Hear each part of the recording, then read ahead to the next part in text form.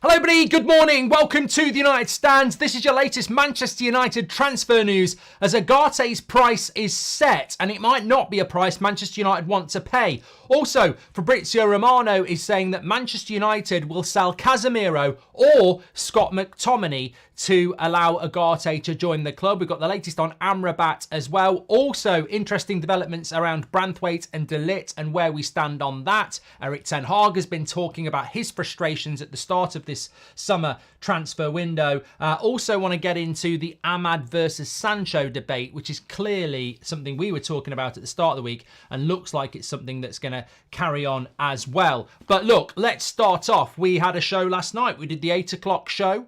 And then back at 10 o'clock, we were live with this story that Fabrizio put out that we've already reacted to, that terms have been agreed with Ugarte. So where are we at with that deal now? So where we're at with that deal at the moment is that the price that PSG are looking to achieve is £58 million, which is pretty much what they spent a year ago. I mean, look, I don't know whether anybody can actually remember that.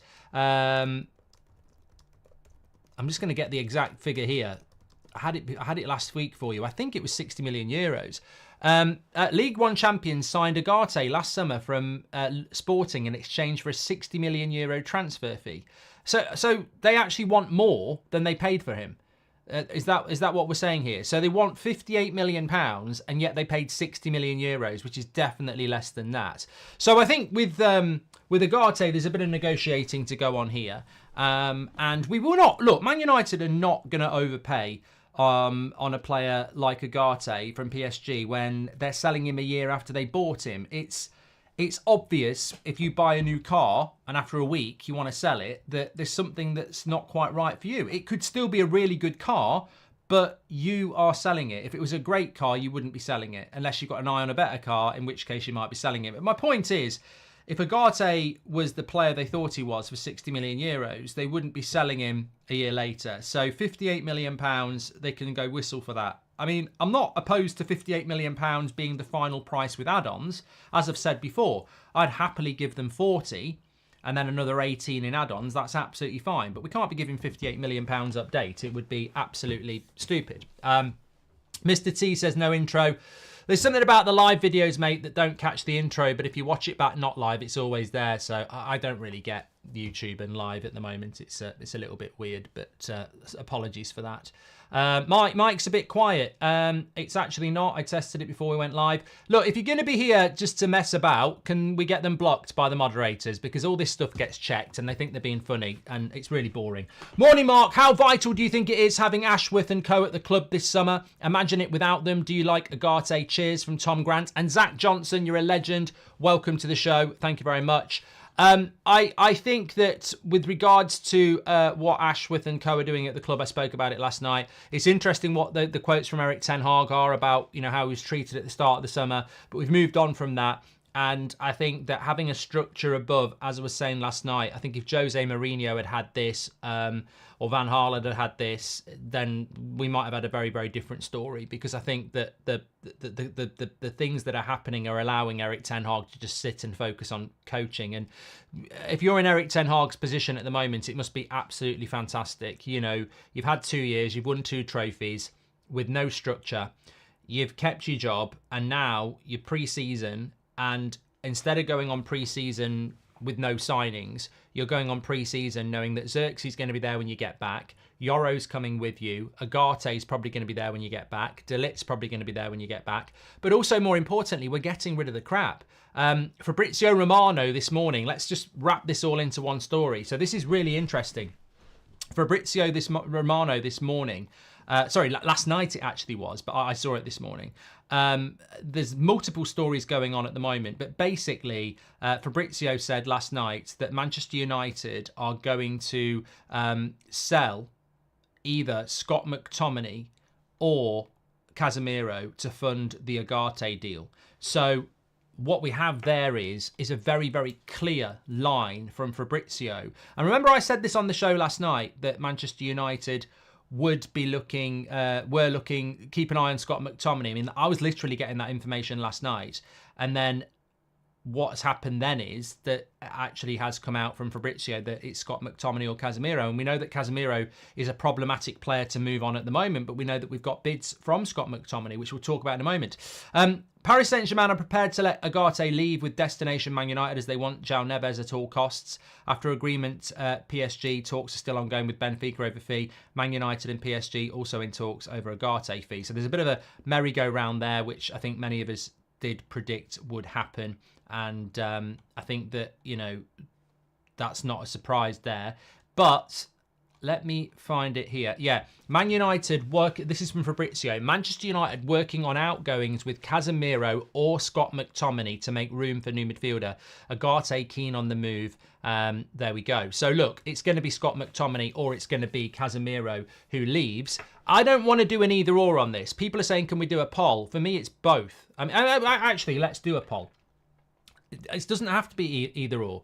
Make your choice, we'll call it. Make your choice. No, that's a rubbish one. I should get fired for that. Who goes is way better. Casemiro, McTominay, or both. Get your votes in. But this is the first time that we've heard from credible outlets that Manchester United are putting Scott McTominay up for sale. And what we've been told about this is the reason for it. Because as I said, I'm not going to, you know, things change. The weather changes. You know, what you're having for tea changes.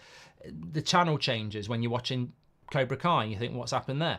But the point is, everything can change. And back in February, the message out of Man United, and I told you on the show, was Bruno's not for sale, Rashford's not for sale, and McTominay's not for sale. Whether you agree with that or not, that was the message coming out, and that was the message again at the start of the summer. And yet here we are in the middle of July, and Scott McTominay's up for sale. So what has changed this? Because I'm intrigued by it. I mean, you know what I think. I think McTominay should go because he needs to play more football. Man United should cash in because we'll get good money for him. And the club who gets him will get a decent player. I'm not saying, you know, I think sometimes we go buy shit. Like, I'll just get rid of him. I actually do think McTominay at a certain club would do a decent job. He's just not a top 6 player. And therefore he shouldn't be at the club. So I think it's a good thing for everybody. But what has actually made this happen? So what we've been told is there's a multitude of things going on here. First of all, Man United thought Casemiro would be easy to get rid of, and he's not. And they want to get a midfielder in, and they need to get a midfielder out now. And Casemiro may well end up going by the end of August, but at the moment they can't offload him. There's not as much interest as they thought. So they need to offload a midfielder.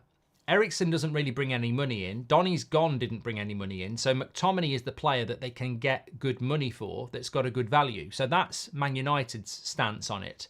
Ten Hag's stance is he likes McTominay, but when asked honestly, he has said, really, he doesn't fit in with the way I want to play football. I can throw him on for 20 minutes and he can get me a goal. But if I start him, it's not really the way I want to play football. So he is expendable. From McTominay's point of view, it's always been perceived that he has his feet under the table at United and won't leave. You know, he loves Manchester United. But what we're hearing now is that he's come back from the Euros in a much more open mind to move because he's not comfortable spending another season as a bit part player. He feels that after last season he should be kicking on into the first team, and if that's not going to be the case, then he wants to do that, which you've got to respect. I'll respect any player who knocks on the door and say, if you're not going to use me, I want to go. So we'll wait and see, because I've always been told that McTominay would never want to leave Man United. He likes it too much. But look, he will only get one career, and I just think this ticks the box for everybody. But the reason we are looking to sell a midfielder and the reason it's McTominay at the moment is twofold. One, we need to clear a space in the squad. Two, we need to bring a bit of money in. And three, McTominay at the moment is the most valuable midfielder we've got that we want to sell because Casemiro is not bringing the money in. Xerxes in the US for holiday. Maybe he's back early, says Zebrian. I mean, look, mate, I don't know where you stand on this, but I saw a story the other day that some Man United players want to return early, and they had a picture of Bruno and Mainu, and I'm like, what type of idiot have we got that gets excited about that? Like, We've just come off one of the worst injury hit seasons we've ever had, and people are getting excited that some of our players might come back early. I'm like, give them another week off. I don't want Bruno or Mainu or Martinez or Garnacho back early, because what we get for them being back in August we'll pay for in October and November. Like, they need as much break as they can get. And look, it'd be great to see them on the tour in the new kit in an irrelevant game, but we do not want them back early. And Xerxes, I mean, I know he didn't really play for the Netherlands, but he's still been training. He's still coming off the back of a season for Bologna that was a big season for him. Then he's been part of a Dutch squad. I wouldn't be bringing them back. I wouldn't be bringing them back early. I'd be giving them a full 3 weeks off, because next season is going to be so big for us. There are still people with their knives sharpened in the media and even in the fan base that want us to fail. So we can't be going into next season and then having players break down with tiredness. You know, it's very difficult for a player in the modern game to get any recovery anyway. I find it ridiculous that, look, I guarantee someone like Bruno Fernandes does want to get back and is excited, you know, especially when the Euros ends disappointingly. You want to get back to your club, and, you know, I get that, but they need the rest. They do need the rest. Peter is gifted 5 memberships. What a legend. Jono says at least McTominay would be pure profit. Well, look, there was even a story from I think it was Pletty just to talk about Scott McTominay for a moment, because it all links in with Ugarte. There was even a story that came out from Pletty last night saying that Galatasaray haven't given up on their pursuit of Scott McTominay. They believe the player is open to joining them, and there are serious chances of landing his signature. Man United want 25 million, which is seen as too high. I mean, look, this is all I mean, I think the thumbnail says Dreamland. You know, the lads were like, what do you want to use as the thumbnail this morning? And I went, Dreamland. Because that's what I feel like at the moment. Dreamland is a positive thing, but also it does feel like a bit of a dream at the moment. I think that we really have got such a positive feeling going on at the moment. And I think if McTominay goes, then surely Maguire needs to go. Not just because they're friends, but they're sort of the same thing. McTominay in the midfield is what Maguire is in the defence. They'd be better off playing somewhere else. Yeah, smash a like on the video, RP. Dreamland is spot on, he says. So look, for me, I always said at the start of using my fist. I always said at the start of the season, at the start of the summer, we will buy players, and buying players will always be the exciting, popular thing. But I also will judge this summer transfer window on its success and merit based on who we sell. And already we are moving in the right direction with that, because Greenwood's gone. Obviously, Williams, Martial and Varane were always going to go. They're open goals. Donny's gone. If McTominay goes, Casemiro goes, Wan-Bissaka goes, Maguire goes, you're suddenly clearing out a hell of a lot of things that really, some of this stuff should have been done a year ago, maybe even 2 years ago. Anyone else forget we've got Mount, says Peter. But I think, look, there's a match tomorrow against Rangers, which I'm excited about. You know, I'm looking forward to pre-season, always do. I think with Mount and Rashford, Sancho, Onana, you know, these players are not off the hook. They're just not for sale. Anthony, these players next season are very much on thin ice. They're just not sellable this summer, really. So just because we move some on, you can't get rid of everybody. And there'll be other players that this season are really, they're not being let off. It's not like if we keep Rashford or we keep Anthony or we keep Mount, it doesn't mean, oh, you're forgiven forever. Like, if you have a shit season, I think they'll be gone. So, you know, and I think certainly with Mount, Onana, you know, Anthony, Rashford, I ain't got a problem with that. I think people really do need to get on board with the fact that some people, you know, you can't get rid of everybody. Camboila's gone as well. Welcome to Members Club. Mickey, you're a legend. Paul, thank you very much for your super chat. After the transfer window, will you make a video about what would be a great, decent or awful season? I feel there won't be many good excuses for less than top four, says Subat. Well, we don't need to wait till after the transfer window, mate. The season starts on August the 15th and the transfer window doesn't close until September the 1st. So I'm sure we'll be doing our predictions and everything once, once we've hit that Community Shield game, you can start to have a look. But because, that takes into account what everybody else is doing as well. I want to talk to you about centre-backs, but let me just wrap up this situation with the midfield. Scott leaving is as big as Rashford going to Ineos. As big as Rashford going. Go Ineos, says MA Takedown. Sell the players and get Neves before PSG, says Florian. I don't think that's going to happen now. Hi, Mark. At least McTominay will be pure profit. Hi, Mark. Do you think we are going to sign De Ligt? I'm going to talk about that. Mark, there is an advert at the beginning that skips the intro, says Mark. I think the intro will be there when this stream ends. I can't believe we are comparing one of the most accomplished CDMs to an academy fraud who hides from the ball. British bias as always, says Julian. We're not comparing Casemiro and McTominay. We're saying, would you sell McTominay, would you sell Casemiro, or would you sell both? That's the poll. Xerxes in the US for holiday. Maybe he's back early. Peter gifted 5 memberships. We can do a semi-swap with PSG like with Bologna, says Gareth. And hi, Mark. Now that Rabiot is available as a free agent, would you take him at United? I mean, I'm not intending to talk about Rabiot again, Elijah, because we've spoken about him so much. He wants to come to the Premier League. Man United have looked at him in the past. I don't think we'll look at him again. Ugarte is the player that we want, and Amrabat might come in as well. The situation with Amrabat is unchanged. He's waiting for Manchester United, so he's obviously been given some encouragement. My dream would be Ugarte and Amrabat, McTominay and Casemiro out. Then my midfield roster would be Amrabat, Ugarte, Collier, Mainu, Mount, Bruno. And I'd be over the moon with that. I would. Yusuf, welcome to Members Club. Realistically, we need a left back and a right back. We will get those, Ahmad. I think they're just, we've just got to wait on that. We should hijack Neves deal for the cheek, says Sam. And Nevster's gifted 5 memberships. You're a legend, mate. Lots of people busy this morning with the memberships. Jamie Carey's a new member as well. Thank you very much. Hope you're all subscribed, by the way. So much going on around United at the moment, and we've got you covered with that, reacting to everything as it happens. Although I will say I'm not going to react to crap ones like...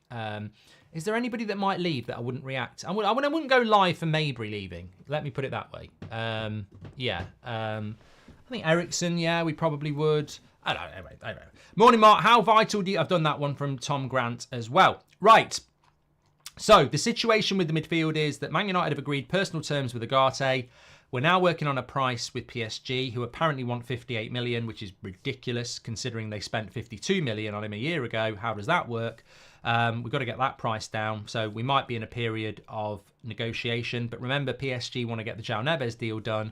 So they won't want to be negotiating with us for too long because selling Ugarte helps them get Neves. So hopefully we can move quite quickly on that. How quick? Look, the way United are working, we could have a Greer feed today. Could be next week. We'll have to wait and see.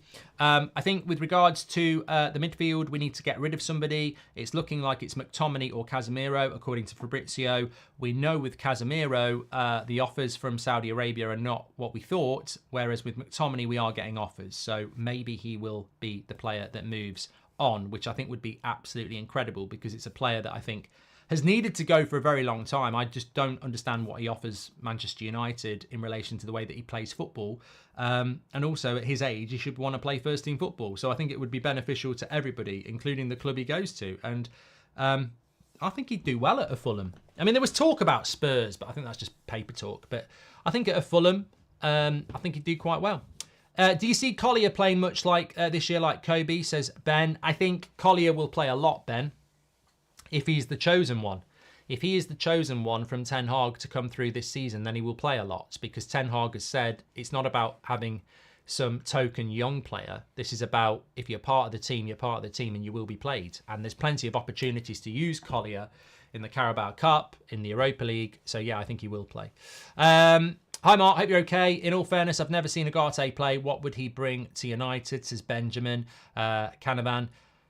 Well, again, I think I've probably fallen into that trap many a time where I can tell you about this is what his tackling's like, this is what his passing's like, but it's all in the French league. But it's also in the Champions League. But so was Donny van der Beek in the Champions League, very good, and in the Eredivisie, and then he couldn't do it in the Premier League. So I think people get people want to predict the future on a signing, and I think sometimes we just need to realise that we're buying potential. Whether they're 23, 18 or 28, if they've never played in the Premier League, you're buying potential and you're hoping it's going to work. Ugarte is an absolute beast physically, and the ground he covers, and he's decent on the ball. But there's no point saying he's going to bring this or he's going to bring that, because a year ago everybody said this about Amrabat and it didn't work like that, and it didn't work with Donny like that, and it didn't work with Kagawa like that, and it didn't work with Mkhitaryan like that. I think at the end of the day, he's a very, very combative midfielder, which is what we need, and we're just going to have to judge him when he comes into a Man United shirt, because you make yourself look really foolish when you start going, oh, this player's going to tear it up. He's going to tear it up. He's the midfield beast that we've needed. But he hasn't worn a Man United shirt yet.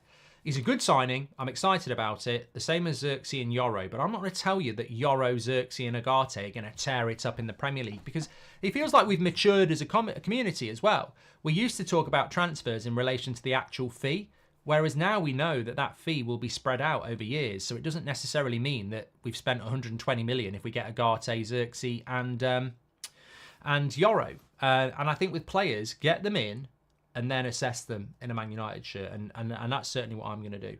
Where's Radcliffe and what's he done with my club, says Peter. Which signing excites you the most, says Daram. And Jack Bass, welcome to Members Club. Why you say Casemiro might leave at the end of August only, says RRP. Well, if you actually listened to the show, you wouldn't need to ask the question, would you? Because I've said it about 3 times. Casemiro may not leave until the end of August because there is not a bidding war going on with Saudi at the moment. They're looking at other targets. So there is still an expectation that Casemiro will go, but we're probably going to have to be dependent on the Saudi League, who at the moment aren't all over Casemiro. So we'll have to be patient with that. Ugarte, Amrabat, Ugarte, Rabiot, which pair would be better for you, says Kunal. I think I'd go Ugarte and Amrabat, to be honest with you. Ghost Hunter says, hi Mark, if we get Ugarte for 30 to 40 million, how much do you think we just spend this transfer window? I don't know. I really am struggling a little bit this morning, because, and it might be because I feel like I'm getting a migraine, or it might be because I felt fine before I went live and now some of the chat are making me get a migraine. What didn't you listen to me about when I said what I don't know how to answer that question. What do you mean, how much do I think we'll spend this summer? I don't operate like that anymore, and we've explained this time and time again. Stop adding up the transfer fees and figuring out that we spent £300 million. It doesn't work like that anymore. We all know this. If we've spent 50 million on Yoro, and we spent 40 million on Xerxes, and we spend 40 million on Ugarte, we haven't spent 150 million.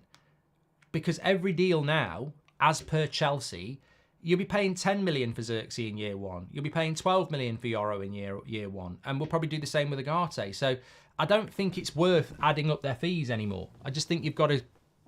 Anything's possible. We could buy 7 players where their total transfer fee is £400 million, but we're not spending £400 million. Anthony, thanks for being a member. Nif, welcome to Members Club. Rashil, welcome to Members Club as well. Have you seen Lucas' latest article on Ten Hag, says Louis? Mate, the things I'd rather do than read his shit, basically. I'd probably rather eat shit, to be honest. I got no interest.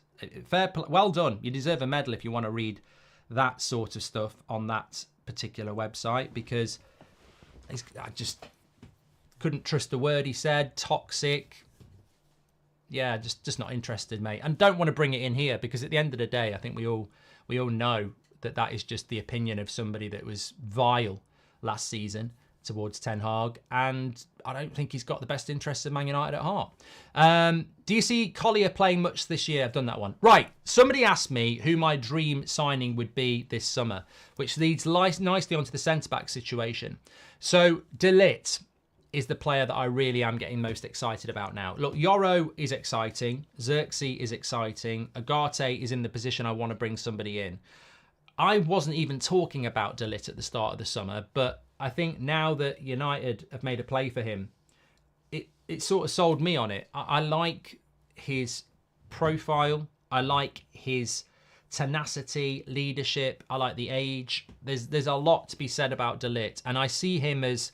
If Yoro is the heir to Varane, then I see De Ligt as the proper Maguire, Lindelof type to complement Martinez. So De Ligt is the player that, at the moment, I'm quite excited about. Ashim says Frimpong is a Liverpool target as Trent's going to Real Madrid. Well, look, Frimpong would be a dream signing, as you know. I just don't know how realistic getting Frimpong is. I mean, you know, I'm a big fan of Frimpong, but yeah, I don't know. I'm hoping that United are going to go for him, but it's been very, very quiet on Frimpong for about 6 weeks now. But De Ligt would be an important signing for me for Man United, because we need that right-sided centre-back with experience and the ability to play the high line. Where we are with the centre-back at the moment is that, I put this down this morning. What did I say? So we got the brief last night that Man United are still very interested in Branthwaite and De Ligt, and I think this is a very clever thing. Eddie Gordon, oh my God. He's done it on purpose, hasn't he? He's done it on purpose. He's got to be doing it on purpose. Eddie Gordon says, is Yoro going to the Olympics? Can someone answer him in the chat? Because life's too short. Guy, thank you very much. Welcome to the super chat. Thank you very much for your super chat. Is Yoro going to the Olympics? I mean, it was funny 2 days ago. It's just not funny now. He's never been going to the fucking Olympics. Like, I don't know why people keep asking it. I mean, Eddie will be sat there, oh, it was a joke. I think he genuinely asked that question. Like, he's not going to the fucking Olympics. He was never going to the Olympics, and he's not going to the Olympics. We need to hijack the João Neves deal, says David. We're not going to hijack the João Neves deal. And Gareth says, Mark, we don't have many experienced winners left in the squad. He had an off-season, but would you not consider keeping Casemiro for his experience, says Gareth? No. And I'm one of Casemiro's biggest fans. He didn't have an off-season. He had a dead season. He had an end-of-career season, and he needs to wake up to that. Look, if he stays and does a Matic, where I thought Matic was finished and he had one more good year, great. But what's the point? What is the point? If we go with Casemiro at the start of the season and we play Fulham, and Fulham's midfield is running through us like it did last season, and Casemiro's there like a bloody doorstop, we're all going to go, why did we keep him? I wouldn't. And also, it's not even that. The risk is huge. He's on 300 grand a week. So, no, I think Casemiro needs to be told now that you're not part of our plans. And if you want to stay on 300 grand a week, you lose a year of your career when you love football. But you're not involved. You're not involved as far as I'm concerned. He didn't play in defence, Imran. He played in midfield for most of the season, apart from the last month. It's today, as Friday the 19th of July been reclassified as a Sunday? Because we're full of idiots and toxic people this morning. Anyway, let's get back to reality of a transfer show. The latest around Branthwaite and De Ligt is quite interesting. We got the brief last night that Manchester United are still very much interested in both players, which they are. But I feel that the brief was very, very important with regards to how Man United are probably going to play this out.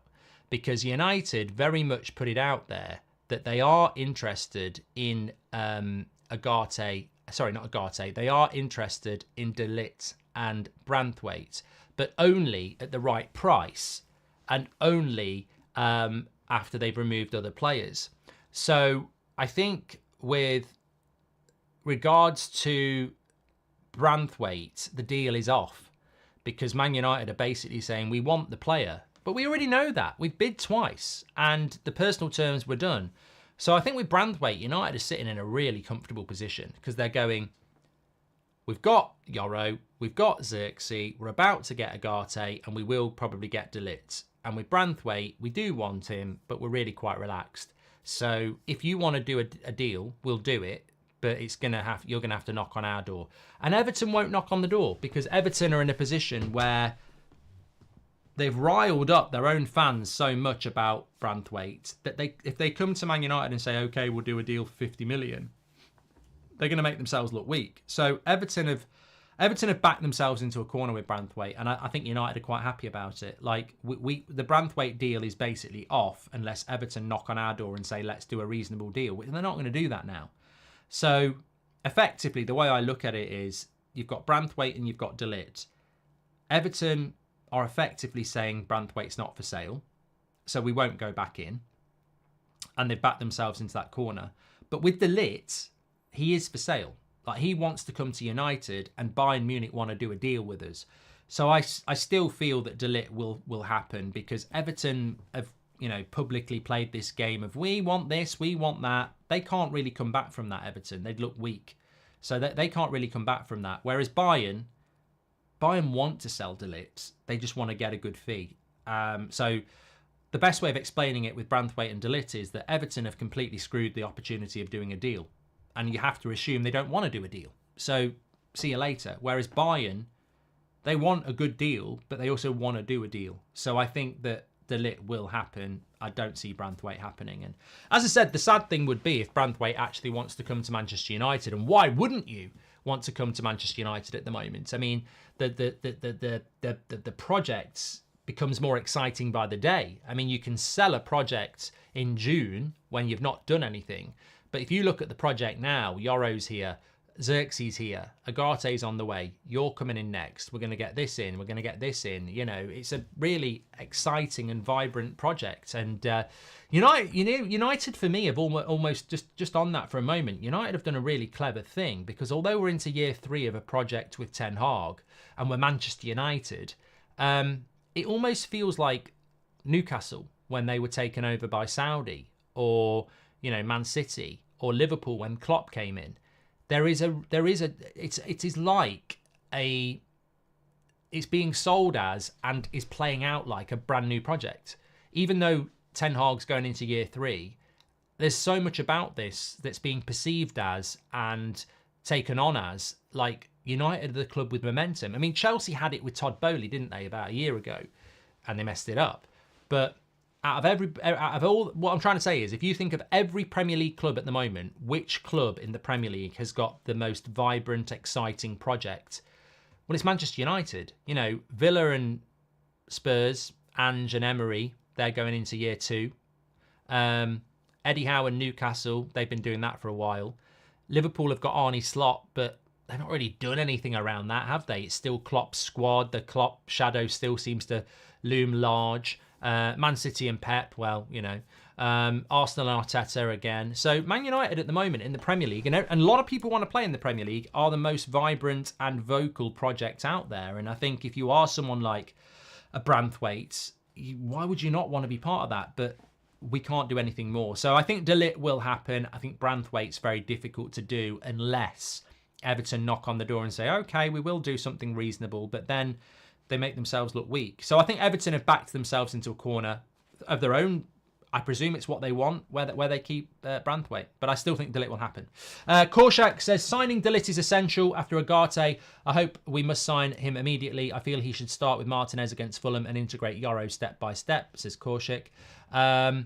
Jeremy Hawke, welcome to the Members Club. You're a legend. Patrick Lynch says, what is happening at the club is exciting, but expectations need to be tempered a little. Lots of change signifies we're still in transition, and those are rarely all smooth sailing. Mate, that's what I mean. I think about the... Can I just say, by the way, we've got 17,600 people watching. Make sure you share the video, smash a like, get involved. Absolute legends, this community. And... there's so much positivity around the club at the moment. And I think that Patrick is right, though, and we're not going to start talking about it yet, but look, I've seen Man United have really exciting transfer windows and shit starts to the season. Correct me if I'm wrong. My memory isn't always the best without doing a bit of research, but did we not have an amazing summer transfer window with Van Gaal and then lose the first game of the season to Swansea away from home? So Fulham at home is a difficult game. Like, they're a decent coach team, Fulham. They're always going to come and, be well organised. We do all this good transfer window and then we don't turn up against Fulham, and then suddenly everything bursts. And then you've got Brighton away, Liverpool at home, and you've got 1 win from 3, and you're in trouble again. And we know certain journalists and fans will be all over it. So, yeah, we do need to keep a semblance of reality, certainly. There's a lot of work to do. Consistency. If we could sign a guy called Consistency for 200 million, it would be the best signing we've ever done, because consistency is something we've never had. We're always spread out payments long term, says Duncan. That's why we have so much transfer debt. All clubs do it, but Chelsea do it over 9 years. And thank you, Duncan, for that. How positive is the transfer window now, Mark, says Ryan, that there is no more manager talks or talks of owners? Love the channel. The buzz is amazing, says Ryan. Well, look, I think if we can, if over the next few weeks we sell Wan-Bissaka, McTominay, Casemiro, Maguire, Lindelof, Eriksen, I'll be over the moon with those 6. If we get those 6 out, and then we bring in, well, Yoro's here, De Ligt, Ugarte, bring Amrabat back, get a full back in, and a right back. I'll be over the moon. Absolutely over the moon. Any truth in Barca offering De Jong for 30 to 40 million, says Pete. And SR, welcome to Members Club. Look, there's no part of me that wouldn't want Frankie De Jong.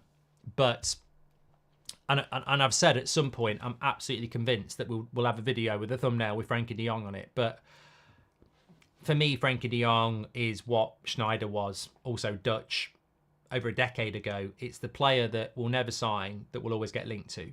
And that's what I would say about that. Jeremy says, if we have 2 to 3 windows like this, I'm like, swing. There we go. Well, and I think that's a good point as well. We do need to have 2 to 3 transfer windows like this, because if we don't, and it's just one summer, then that will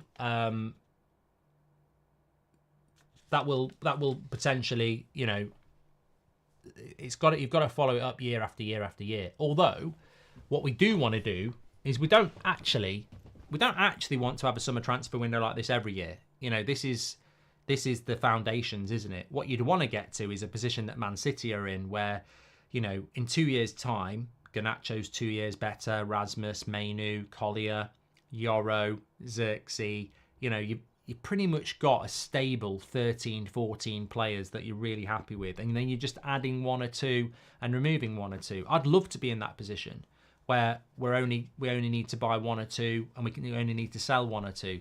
Unfortunately, pretty much every year for the last 10 years is a revolution. We want evolution, not revolution, where we just evolve the team slightly because it's already good. But it's a long time since we've done that. I mean, I remember under Sir Alex, like, the criticism was that maybe we didn't, you know, make enough changes with a very good team. I remember Roy Keane saying it after 99. Did we go and we should have gone and bought 2 or 3 really world-class players to add to a team that's won the treble to keep everyone on their toes. And we didn't. And although we won the league for the next 2 years, we didn't win the Champions League again. So, you know, it's that little bit extra. I'm still reserved about Ineos, says Guy. The summer feels to me straight out the Glazer playbook. Get the fans on board with lots of activity and signings.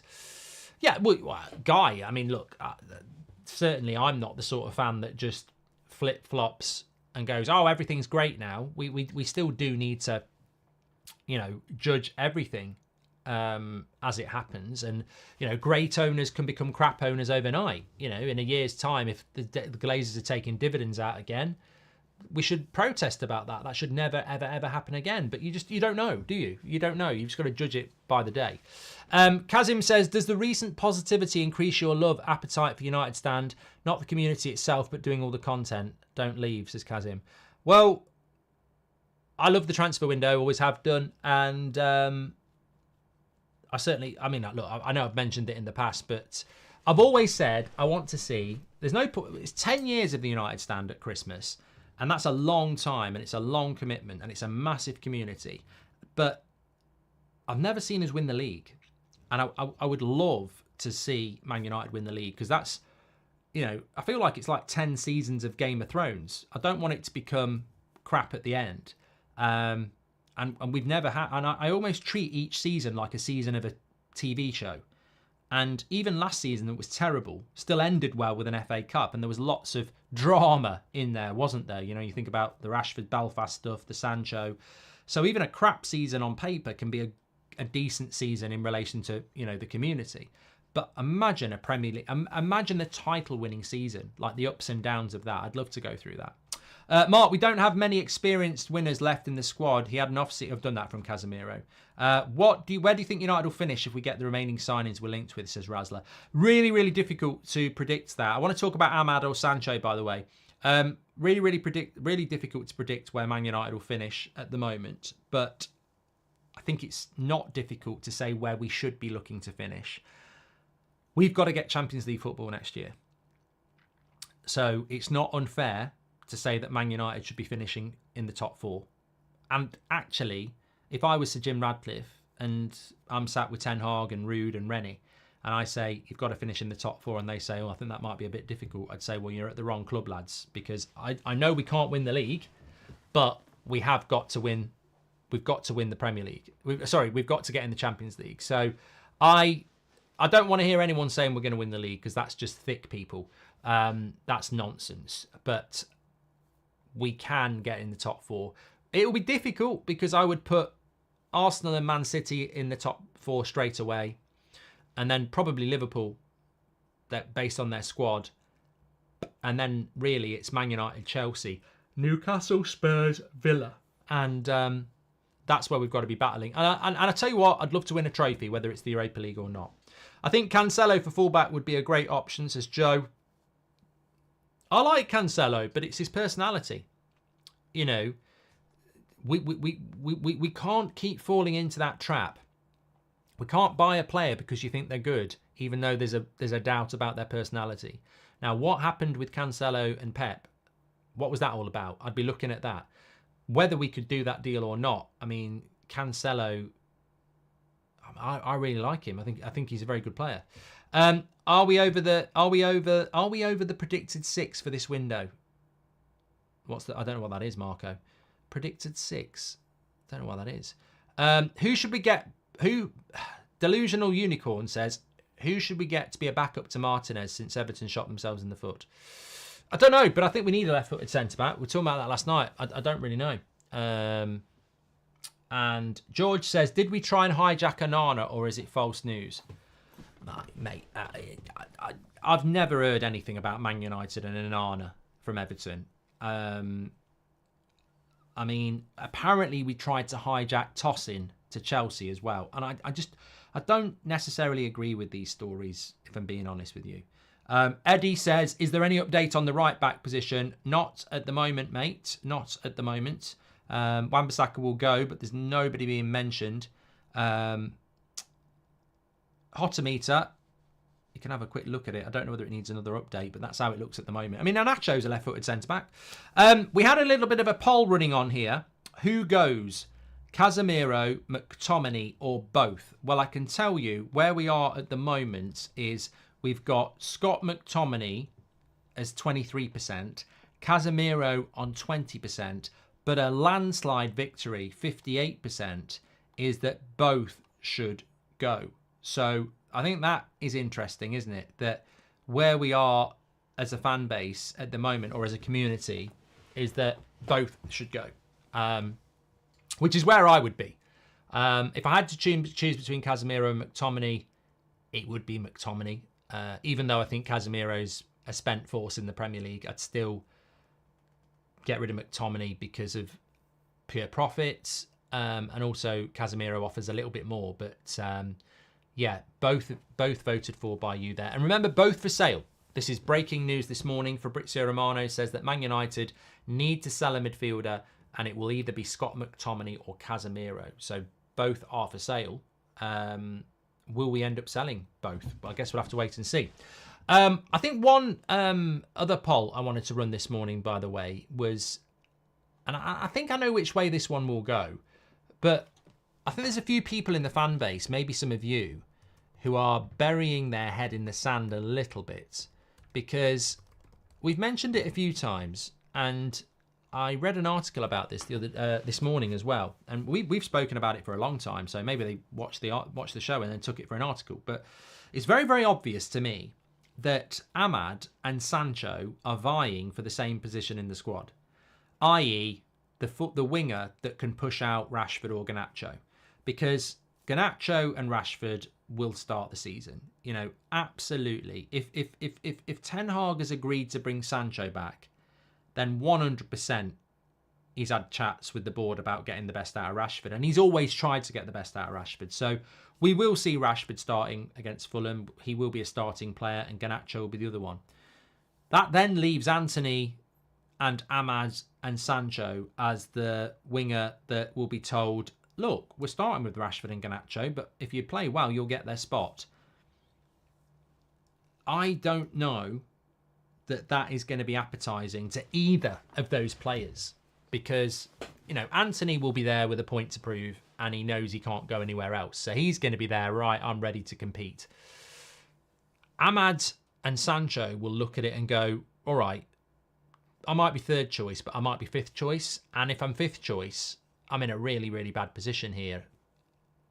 And I think that it's something United have probably spoken about privately that we're not going to find anything publicly about, because either I think that either Ahmad will go if Sancho stays, or Sancho's going anyway and we're just getting him fit for the pre-season. I think that's the two scenarios, because I cannot see United or those players going into September thinking this is a good situation, unless one of them gets injured. Because if you are Ahmad, he wants to play. And if he looks at it and goes, well, I've got Rashford, 300 grand a week. I've got Garnacho, the superstar. I've got Sancho, 300 grand a week. And I've got Anthony, 200 grand a week. And I know I'm mentioning wages here, but they are important to the board. They are important to the manager, because they've got to try and get the best out of those players. Whereas I am easily going to end up with, you know, the most mention I'm going to get is free Ahmad on Twitter. So I think Ahmad might look at it like that. But from Sancho's point of view, if Ahmad's ahead of him, I think he'll look at it and go, well, I'm back where I was last year again. Like, I'm way down the pecking order, and Ahmad and Anthony are ahead of me. How am I going to get any game time? So I think it's there to be solved. I mean, look, this is what I mean. Look, Reg says Mark doesn't like Ahmad. I mean, what? I just really just don't know what to say. I don't know what to say anymore to this. At what point have I never not liked Ahmad? I mean, it's just ridiculous. This is the world we live in as well. Like, people just make stuff up. I can tell you what I know. And what I've always said is that Ahmad needs to play first team football. Like, how can that not be like in Ahmad when I'm saying he wants to play first team football and he needs to play first team football? We can't, you don't like Ahmad if you want him to stay. If you want him to stay in this scenario, you don't appreciate the talent. You just want him there like a little toy that you can play with. Like, he cannot be sat on the bench with you typing free Ahmad from fucking September till May. He needs to bloody play this year. The last thing we want to be doing on a watch-along when the team news comes out is see free Ahmad on the live chat again. Like, we can't have that, and he can't have that. He is ready to play. He either plays or he doesn't. I think he should have played in the FA Cup final. He didn't. He got dropped, didn't he? I mean, to be fair, so did Rasmus, but he didn't play in the final. And I think he'd done enough in the time leading up to that to play. But he cannot go through another season of sitting behind Rashford, Garnacho, Anthony and Sancho. That's what I was leading up to anyway, is that I think that I like pre-season. I know a lot of you do like pre-season as well. But I think tomorrow and then the US tour is going to be really, really interesting, and we will learn a hell of a lot, because Sancho is available tomorrow. I think Ahmad's available tomorrow. Garnacho obviously won't be. Rashford is, and Anthony should be back. So 4 of our wingers are going to be on this tour, and I can't think of an area in the team that is more focused than this. Because, you know, the centre-backs, we haven't got them all in. Strikers, we haven't got them all in. But 4 of our 5 wingers could play tomorrow. And they are fighting each other in pre-season training, in pre-season games. I would hope that Ten Hag has already made his mind up. I personally, and this is where I was going to come to this, I don't think pre-season or pre-season training is going to change Ten Hag's mind, because in the case of Anthony had a good pre-season last year and then didn't have a good season.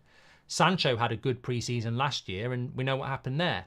Ahmad didn't have a good pre-season because he was injured, but had a better season than than Anthony and Sancho. So I think that with regards to Ahmad and Ten Hag, I think he'll already have it in mind what he's going to go on. Now, we just had a bit of breaking news coming out here that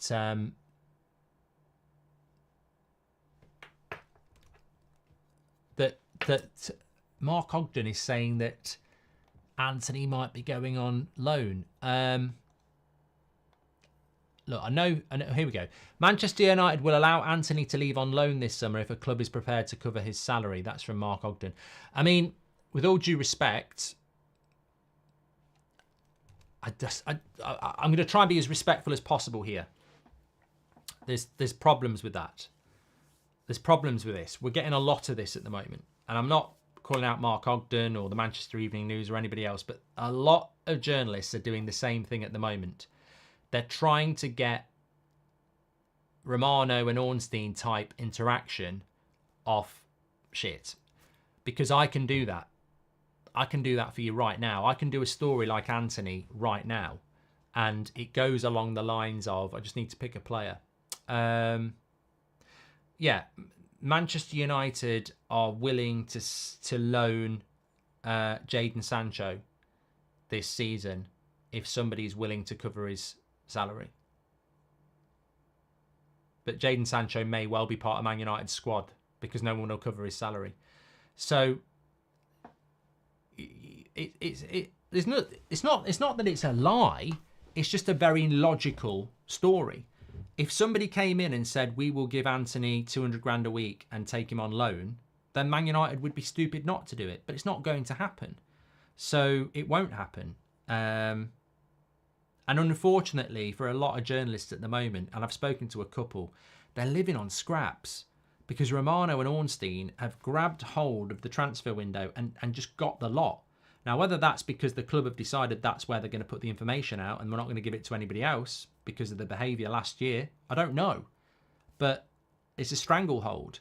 And unfortunately, there's just very little for them to do. So they have to come out with stuff like this. I mean, didn't we have a story a couple of weeks ago about Wan-Bissaka that Manchester United are willing to sell Aaron Wan-Bissaka if they get the right fee, but they don't mind keeping him either. I mean, that's not even a story.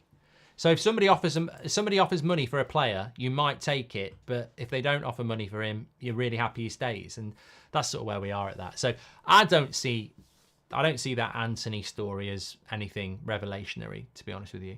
But going back to what we were talking about, Anthony, Ahmad, Sancho, Rashford, I think keep an eye on it on pre-season because 5 is too many wingers. And also, remember, we were looking to bring Elise in. So what was the plan? So many Prats in the chat. Ignore them as best you can. Nice to see you enjoying the transfer window so far. It's fun when it's like this, isn't it, says Ryan. It's been fantastic. Absolutely fantastic. Really enjoying it, and we've got an amazing community, so you're all welcome. Mark Robinson says, Mark Robinson, welcome to the Members Club, you're a legend. Gareth Wood says, he's had his issues, but if he finds his form, at least Sancho has a history of being a winger that provides for the striker. We desperately need that, says Gareth. I think Sancho is a story into himself. I think we could spend a whole hour talking about him. I mean, I interact with a lot of people, and there's a lot of people that just don't like Sancho. You know, Rashford's got a lot of work to do with this fan base. That's a fact, whether he likes it or not. There's a lot of people that don't like Rashford, but with Sancho, it's worse. And it's difficult to explain that because I think, if you've ever been around Manchester United or been to games or hung around Manchester, it's a unique part of the world. And Manchester United isn't just Manchester, by the way. It's a small percentage of a massive worldwide community. But when it comes to match day, it's more central. It's in Manchester, isn't it? And there's a large percentage of match-going fans that are from Manchester or England or Ireland because that's just the way it works. And that hardcore, if you want to call it that, or match-going element, if you want to call it that, there is a pride, which all of us have, but there is an expectation. And I think with Sancho, the perception of Sancho, fairly or not, is that he down tools for 3 months over something he could have solved in 3 days. And we had a horrible season last year, and he didn't put a Man United shirt on. And then he went to Dortmund and was sort of goading United with Dortmund and the way that Dortmund were tweeting and stuff. And now he's back at United and we're meant to all go, oh, great. So I think there's a lot of work for Sancho to do with this fan base, which is why 77% of you want Ahmad over Sancho. So he's got a hell of a lot of work to do. And I think, look, on a purely footballing sense, taking away what I've just said there, I'm not going to sit there and not give you my thoughts. My thoughts on Sancho are this. I fully expect pre-season Pirlo because I saw it last year. I fully expect him to do well. I fully expect all the Twitter Player FC loving for the next 3 weeks. But I saw it last year. I also expect when the season starts, he won't be anywhere near the first team, and then the problems might start again.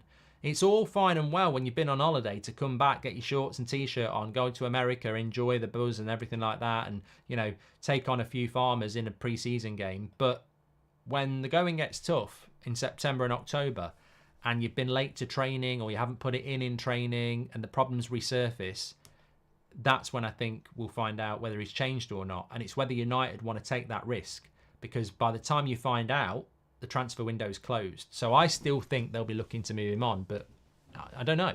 But I also agree that when it comes to creativity, he is a player that doesn't cut inside and shoot. And this is why I was so excited about buying him 2 years ago, because the creativity was the big angle. But I don't know. There's a lot of risk with Sancho. But I think the right decision is to get him back into pre-season training and convey, from a PR point, a positivity. Because if he's not training, it becomes a real problem to solve financially. Sancho should focus on starting the same as Ahmad. Competition is good if they play well. Ten Hag will keep them in the lineup. No, but he can't do that, BG. I mean, it's a nice fantasy, but it doesn't work. You can't just say, keep Ahmad, keep Sancho, keep Anthony, keep Rashford, keep Garnacho. They'll all get game time. No acknowledgement of what football's all about, mate. That's not going to work. We've literally spent 10 minutes talking about how that won't work and how players will not be happy with that, because that's a fantasy. Garnacho's not guaranteed a starting position. Poll should include him, says United 1. Yeah, I don't know what you've been drinking, mate, but mine's a pint. It's a Friday and it's hot outside. Let's get on the drink. Garnacho's not guaranteed a starting position. What are you talking about? We should keep Ahmad and Sancho as backup for right wing. Adichie, you're not listening. Please listen.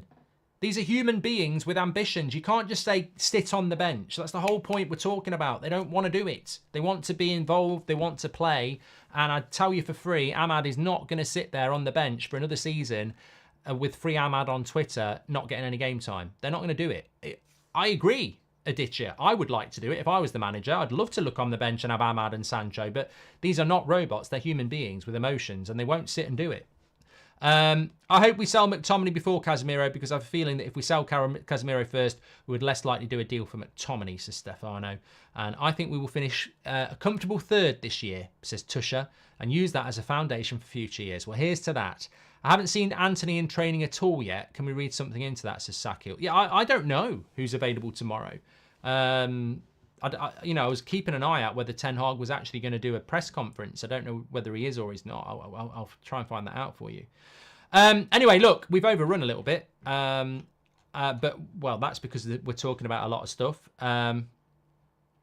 Watch the poll score change when Sancho plays well, says Kieran. It's called pre-season Pirlo. It's in my new book.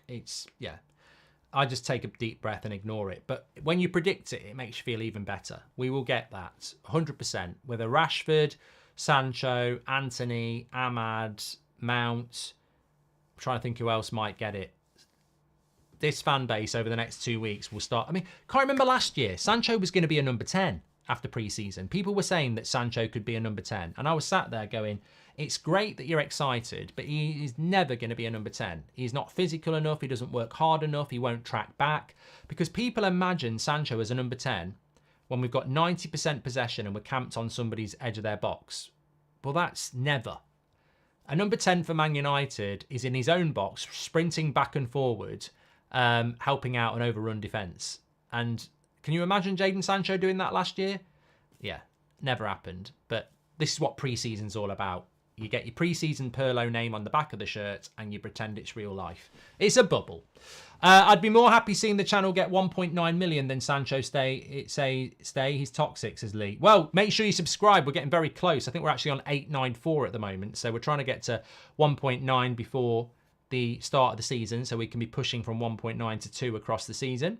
Imagine that. United stand on the road to 2 million and then Man United miraculously on the road to, well, winning the league. But I don't want to set that. That's silly. Take care, everyone. Speak to you all in a bit. Rashford got a driving ban. Well, that's got nothing to do with football, so we won't be talking about that, B. Take care. We're back at 2, and anything that goes on between, make sure you subscribe, smash a like, and stay safe, everyone. Speak to you in a bit.